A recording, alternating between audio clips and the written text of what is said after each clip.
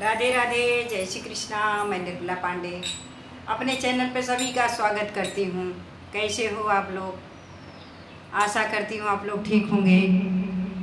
आज छोटा सा भोले बाबा का भजन है, आप लोग सुने, अपना आशीर्वाद बनाए रखें।